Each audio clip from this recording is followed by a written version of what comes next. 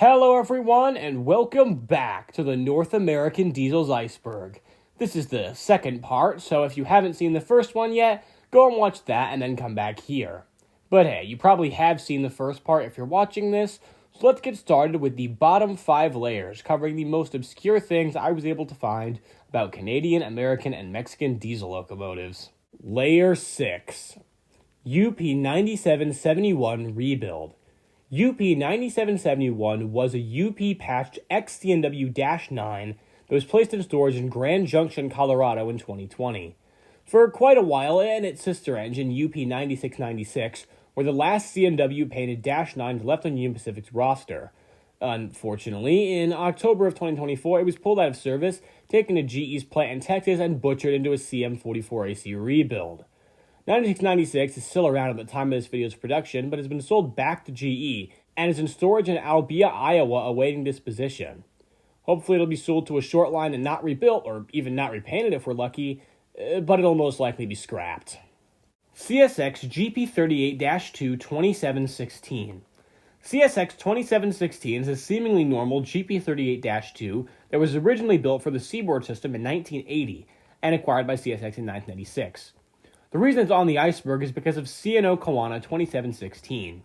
CSX briefly put their logo on the engine while it was in transit, meaning that at a time there were 2 CSX 2716s, an incredibly rare event in railroading. There hasn't been a photo of the GP38 2716 posted since 2015, so it's most likely in storage somewhere or even scrapped. CN 3069 Conspiracies. Okay, these aren't really conspiracies, but my god, CN 3069 is without a doubt the worst heritage unit ever created. I just have to wonder what CN was thinking when they painted this thing. The stripe on the side looks like a cursed combo of the standard WC scheme and the F45s, but like, come on. The logos on the front of the cab are so small, you literally can't even read them from a safe distance. Like, come on, CN. This is just laughable. How in the world was this allowed? CNW F unit to Silvis. CNW 401 is an F7A that was built in 1949 and worked on commuter trains for most of its service life until it was reassigned to the CNW business train. It pulled that, along with a few other vintage engines, until 1995 when UP bought the CNW and retired their executive fleet. The other business units were sold to tourist lines, while 401 was placed in storage at the UP shops in Cheyenne. However, in 2022, it was donated to the RHMA and traveled to Silvis, Illinois on the donation special. As far as I could find, it's currently sitting in Boone, Iowa.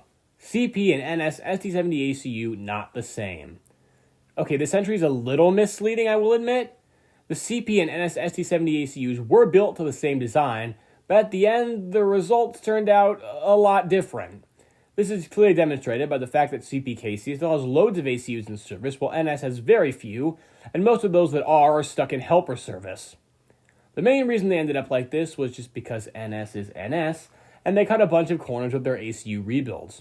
They bought the 90 Max shells for the rebuilds from UP, who had essentially run them into the ground, and NS didn't adequately repair them during the rebuilds, leaving many to have catastrophic engine failures, and the remaining ones to be extremely unreliable.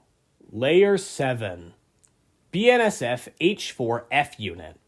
BNSF 972572 is an EMD F9B built for the Northern Pacific Railroad in 1956.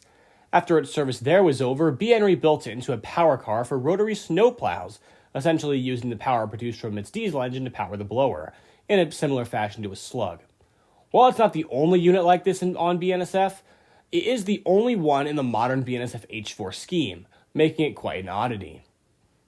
NS High-Speed SD60Es. After NS, unfortunately, sold off their F units in 2019, they needed new engines to pull their business train. They chose to use SD60Es, presumably because it was an NS-designed engine with a unique cab design. Unfortunately, the SD60E's measly 50 mph top speed was not enough for the OCS, so engines 7034 and 7035 were sent back to the shop and received a gearing upgrade, allowing them to reach 90 miles an hour. That made them the fastest engines on NS's roster and some of the fastest freight locomotives in the US. Recently, however, NS has been using heritage units for their OCS, and the I-60Es have been pushed back into freight service and have had their special gearing removed. ET44DC. The ET44DC is a hypothetical addition to the GE Gevo series, being a Tier 4 compliant Gevo with DC traction motors. Rumors have circulated that the ET44DC was planned and was intended to be used on intermodals, as the DC traction engines are very good at that. But if this is true, Wabtrek probably canceled the project due to a general lack of new locomotive orders in recent years, let alone extremely limited use case ones. We will probably never see an ET44DC, as AC traction has phased out DC in almost every application. Modern NS LHF tendency. In the 80s, NS abandoned the NNW and Southern practice of running their engines long and forward, so surely, NS trains operating LHF should be just as rare as any other railroad, right? Well, no. For some reason, NS locomotives have been somewhat regularly spotted running long and forward across the NS. The reason is probably the lack of turning facilities left over by NNW and Southern, or in niche case scenarios. Since the FRA now mandates ditch lights on all locomotives, NS was forced to put them on the back of all of their engines. LHF engines are somewhat commonly found on locals, MAL trains, and other applications that only require one engine. If you ever had the chance to see anything running LHF, I would take it. It's a very interesting and somewhat rare sight. The final circus unit. CSX GP40-2 6573 was built as Western Maryland 3798 in 1971 and painted in their circus paint scheme. Unlike most Western Maryland engines, it survived through the chassis days unpatched. When it came under the ownership of CSX, the number was changed and the cab sides were patched. The Western Maryland on the nose was also patched out, but an unknown shop worker reapplied it. The words "The Last Western Maryland Locomotive" were also stenciled onto the battery boxes. In 1992, the engine was withdrawn, rebuilt into a GP40-1, and sold to the Indiana Southern Railroad. It still works there to this day. Diesel to electric conversions. During the oil crisis in the 1970s, many railroads started programs to electrify some of their lines. Out of the few that actually managed to build electric lines, they all ordered new electric locomotives. However, there were several plans to convert existing diesel locomotives to electric.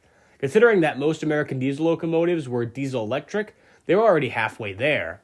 While many conversion programs were planned, ultimately only one engine was ever converted as a test. GE rebuilt an Alco RS3 to electric. With the electrification schemes being abandoned after the oil crisis, the engine was kept in storage its whole life. PensyFan 19 has a great video about it in his series Remarkable Engines if you want to learn more. CPKC scheme vote faked. In 2023, after the merger had been finalized, CPKC held a vote on what the employees wanted the new CPKC scheme to be. Option 1 ended up winning and became the CPKC scheme. However, several rail fans were quick to point out that Option 1 was the simplest and therefore cheapest scheme. This led to the theory that CPKC had rigged the vote in Option 1's favor to save money. I personally am not sure whether I believe that theory or not, but I like simple schemes, so I'm a big fan of the Option 1 design. I'm glad we got it, rigged vote or not. Layer 8. E-unit/GEVO parallels. Nowadays, people, and me, often complain about how common GEVOs are. It seems it's impossible to rail find in a Class 1 without seeing one.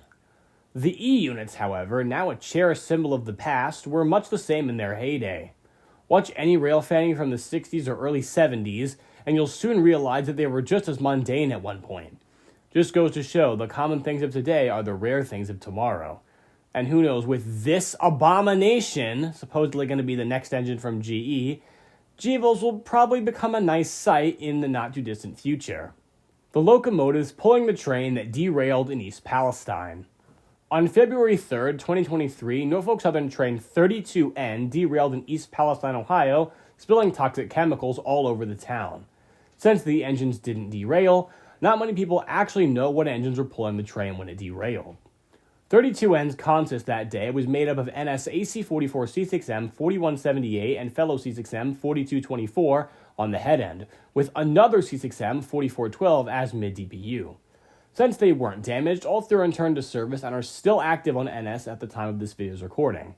I actually managed to see 4412 trailing third at the depot, right in front of the Conrail Heritage Unit.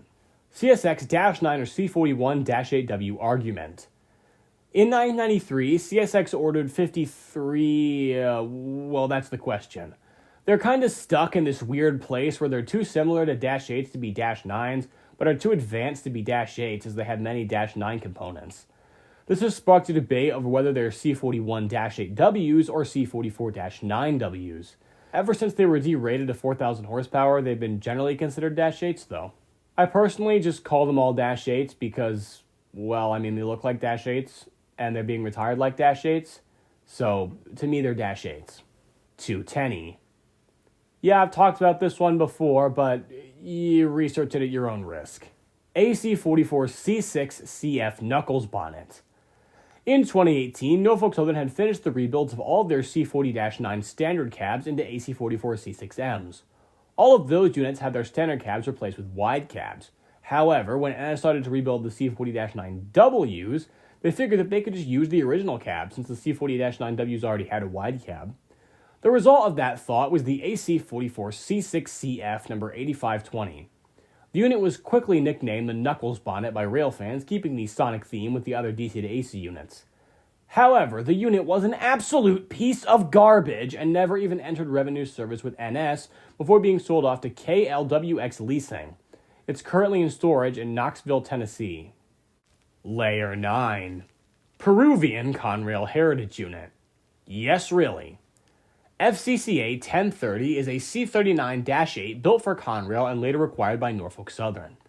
During NS's power purge, it was sold off to the FCCA in Peru. When the FCCA was privatized, James Hagan, the former CEO of Conrail, came in to help out the struggling company. As a thank you, the company adopted a version of the Conrail logo and painted 1030 in Conrail blue.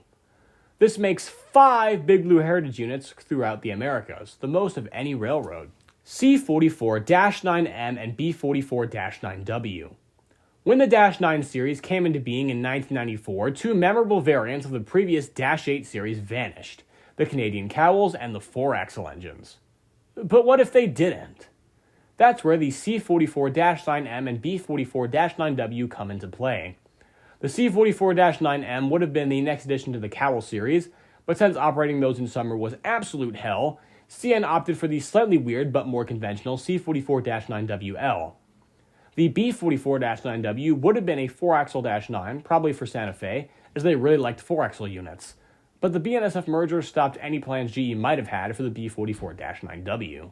CNW twins kept unpatched by former CNW employees.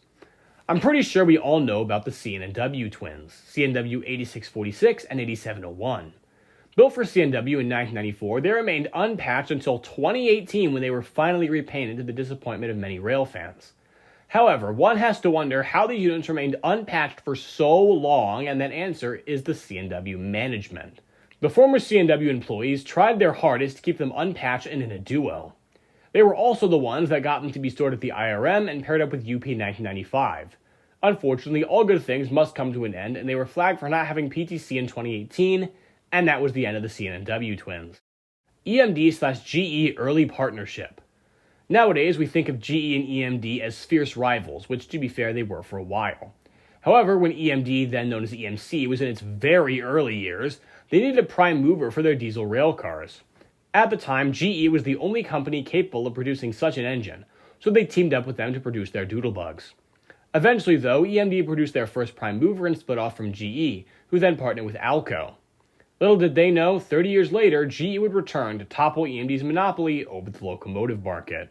And now it's time for the final and unfortunately shortest layer, Layer 10. Ex-Australian SD50s. This entry refers to a small group of SD50Ss that were built for Hammersley Iron Ore of Australia in 1980. After Hammersley realized that the SD50 was garbage, they auctioned them off. Instead of another Australian company, the buyer was actually the Utah Railway back in the US. The engine will return to their birthplace, modified back to US standards, and continue to work to this day, although they're now owned by Genesee and Wyoming. This is, as far as I could find, the only instance of export locomotives being returned from Australia. LTEX NYC Heritage Unit. In 1999, to celebrate the 150th anniversary of the Hudson River Railroad, Metro North was asked to paint 2 locomotives into NYC paint for a special train that was going to be run for the event. They chose FL9's 2012 and 2013 to get the NYC Lightning Stripe paint. After it was over, both remained in the NYC paint for the rest of their service careers. When the FL9s were retired by Metro North, 2013 was donated to the Danbury Railway Museum and is still there wearing the NYC livery. But what happened to 2012? Well, this is where Larry's Truck and Electric, or LTX for short, comes in. They're a scrapper, rebuilder, and leaser of locomotives based in Lordstown, Ohio. They bought 2012 and put it in storage in Lordstown, making it the only heritage unit at Larry's and the oldest engine at the facility. Someone should really start a fundraiser or something to buy this unit. It's way too historically relevant to be left rotting in storage. And that is the last entry of the North American Diesel's Iceberg. Hope you enjoyed this, as I spent a lot of time on it and wrote a decent portion while I was sick. I hope you appreciate how much suffering I went through to get this made, and I sincerely thank you for watching to the end. With all that said, I hope you enjoyed this video. Catch those units while you can, especially the extremely obscure ones, and I will see you in the next video.